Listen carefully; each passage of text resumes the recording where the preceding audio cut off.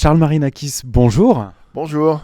Vous êtes le président de Century 21. Ce 8 janvier, vous avez présenté les résultats de votre réseau pour l'année 2023.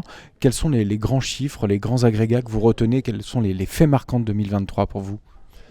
Alors je crois que je retiendrai 3 faits marquants. Si vous voulez, un qui n'aura surpris personne, c'est la baisse de la volumétrie des transactions. Est-ce que nous annonçons une baisse de volume de l'ordre de 16%, les notaires 18%, certains de mes confrères moins 20%. Donc aujourd'hui c'est factuel. Le marché, les transactions ont ralenti de 15 à 20%. Mais ça n'est pas une surprise. La surprise, en revanche, c'est la faiblesse de l'ajustement des prix qui ont très peu baissé, entre 1 et 2% en fonction des régions, des maisons, de manière générale. Donc ça, tout le monde espérait, c'est vrai, un ajustement des prix plus marqué. Mais ça n'est pas le cas. Et puis le troisième grand chiffre, la troisième leçon, enfin, je veux dire, qu'on peut retenir de 2023, c'est la nécessité aujourd'hui d'un raisonnement qui est un raisonnement régional sur des marchés de l'immobilier et non plus un marché de l'immobilier, parce qu'il y a de telles disparités d'une ville à l'autre et d'une région à l'autre que c'est une hérésie aujourd'hui que de vouloir amalgamer des ratios qui n'ont plus rien à voir entre eux, quoi. Ou alors d'opposer l'Île-de-France avec le reste des régions, quoi. Oui, typiquement, alors l'Île-de-France cette année, c'est le mauvais élève de l'année, en volume et en prix. Elle a tiré la France vers le bas. Et d'ailleurs, vous avez vu, quand on fait un calcul hors Île-de-France, on s'aperçoit que là, typiquement, les prix ont peu baissé. C'est vraiment ce qui est la photographie très révélatrice du marché 2023. Les volumes en baisse de 15% et les prix en baisse de 1%. L'Île-de-France, c'est vraiment le marché qui est rentré pile poil entre les feux croisés, à la fois de la désolvabilisation des acquéreurs de résidence principale, parce que c'est à 75% des gens qui cherchent une résidence principale, et de l'absence de baisse des prix, en tout cas pas suffisante pour les resolvabiliser. Donc là, ça a vraiment grippé le marché. Donc là, baisse des prix, baisse des volumes. Voilà, mauvais élève pour l'Île-de-France, en tout cas pas pour Paris, un peu moins Paris, mais en tout cas l'Île-de-France. Une fois n'est pas coutume, je dirais, c'est l'Île-de-France qui a tiré la France vers le bas cette année. Ouais. Alors, fort de ces grands enseignements, qu'espérez-vous pour 2024 ? Moi, je crois que 2024, ça va être enfin l'année de la régulation et de l'ajustement. Vous savez, j'ai toujours dit que le marché des transactions dans l'ancien, avec cette faculté incroyable de s'ajuster, de s'autoréguler depuis la nuit des temps, c'est en tout cas ce qu'on observe depuis de nombreuses années. Il n'a pas été en capacité de le faire en 2023. Je pense que cette régulation et cet ajustement aura lieu en 2024. On va pour cela utiliser 4 leviers qui sont à notre disposition. 3 à destination des acquéreurs, 1 à destination des vendeurs. Les acquéreurs, premièrement, on espère tous que les taux de crédit vont baisser. C'est ce que dit la BCE.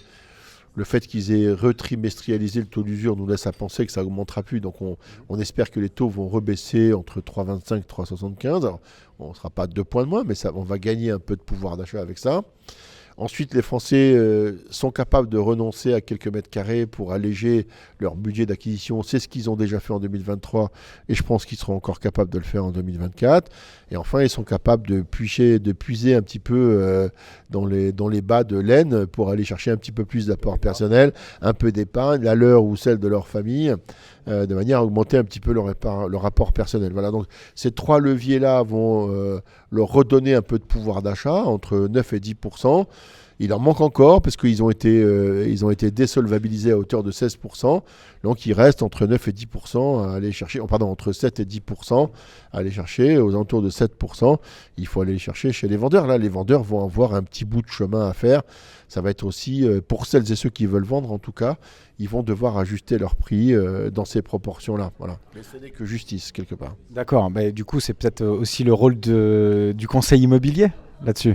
Oui, c'est typiquement la mission de l'agent immobilier, du conseiller immobilier, que de faire cette pédagogie et ce travail-là, en expliquant que le pouvoir d'achat immobilier des Français a été amputé de 16%, que c'est de la faute à personne, ni des vendeurs, ni des acquéreurs, que c'est la macroéconomie qui a pris le dessus sur les marchés locaux et que c'est un fait et que ces 16%, il faut les reconstituer. Voilà.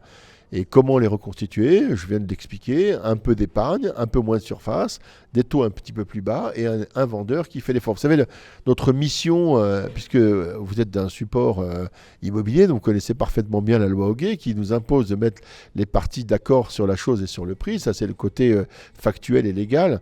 Mais dans l'esprit du marché, c'est d'arriver à faire une transaction et faire en sorte, si vous voulez, que le prix soit accepté par le vendeur et acceptable par l'acquéreur. Accepté par le vendeur, c'est que c'est pas tout à fait le prix qu'il espérait, mais ça reste raisonnable. Il a renoncé à un petit bout de plus-value, mais après tout, est-ce que c'est vraiment... Mais il garde sa plus-value. Est-ce que c'est tout à fait anormal que quelqu'un qui a fait 40-50% de plus-value sur les 7-10 dernières années ampute son prix de 7%, de surcroît qu'il y a un prix entièrement défiscalisé?